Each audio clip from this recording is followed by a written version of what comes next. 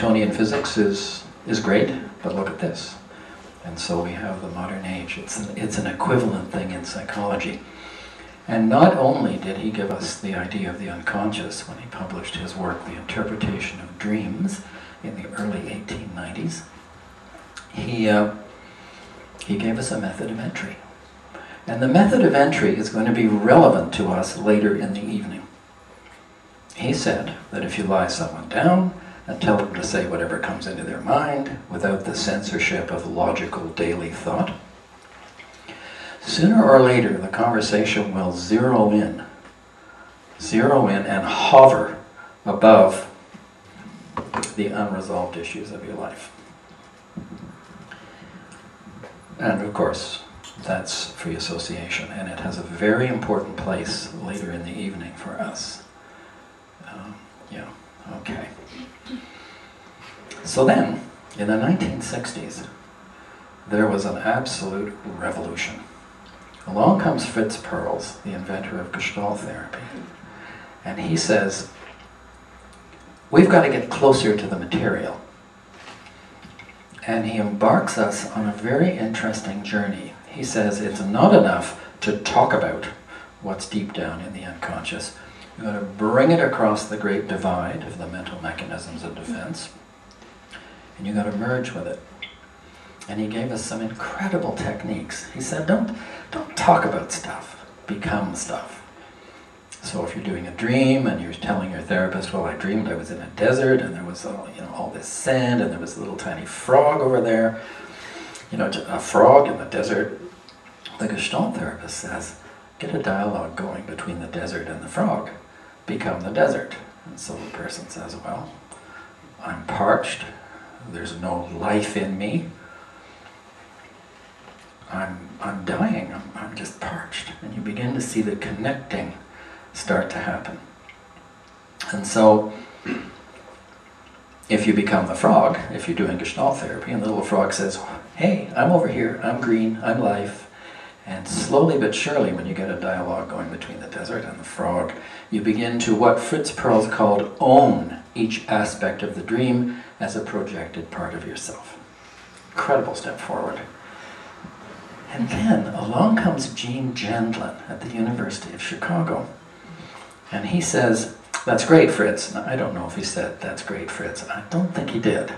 But for drama purposes, because I like drama, he said, that's great, Fritz, but how do you know you've connected with that material? How do you know that it's getting integrated? And he said, Gendlin said, in his great book, Focusing, he said, we have an inner body sense of these things.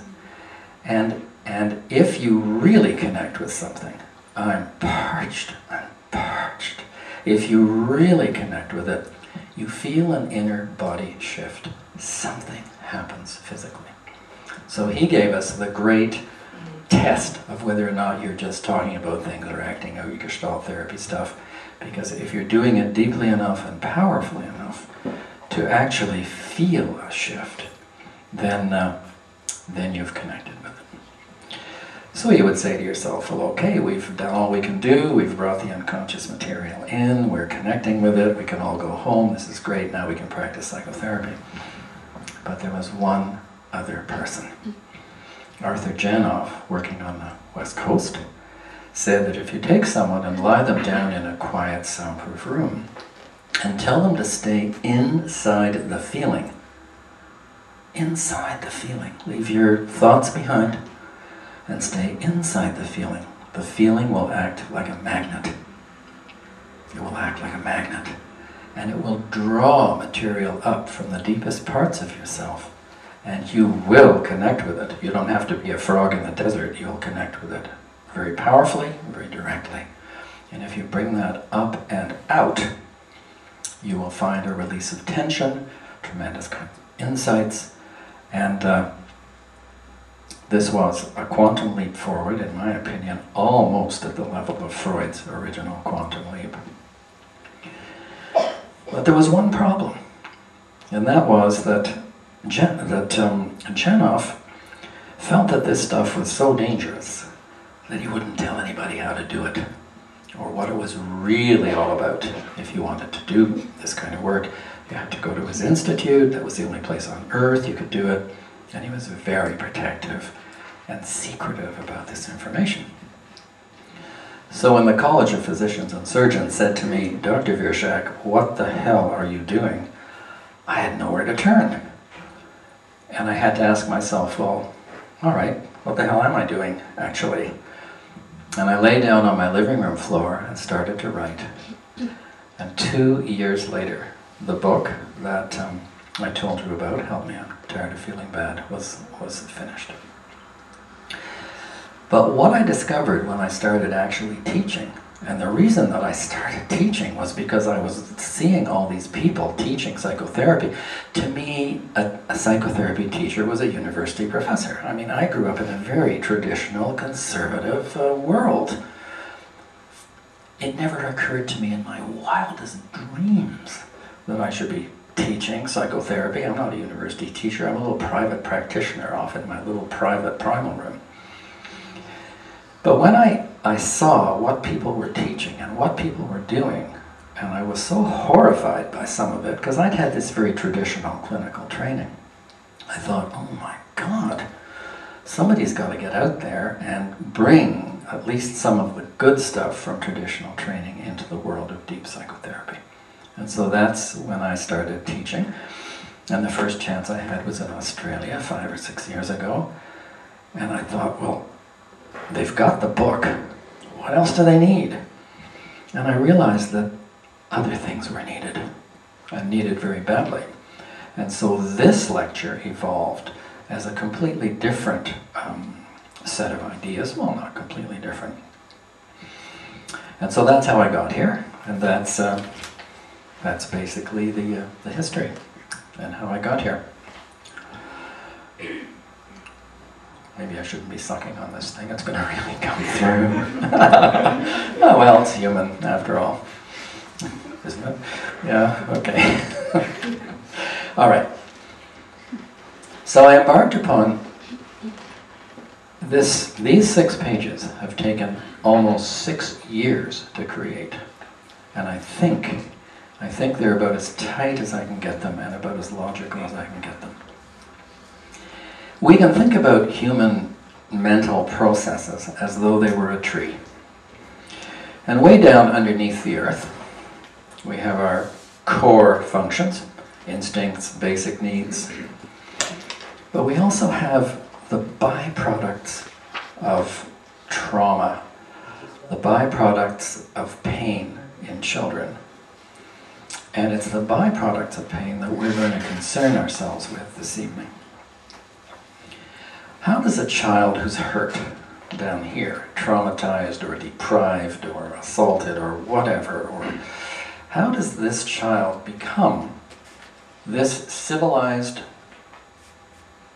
human being that we all encounter day by day? What are the necessary steps? Well, I think they can be broken down into just 4 or 5 processes. I mean, sure, there's probably 1,000. But I like to simplify things, and I'm going to break it down.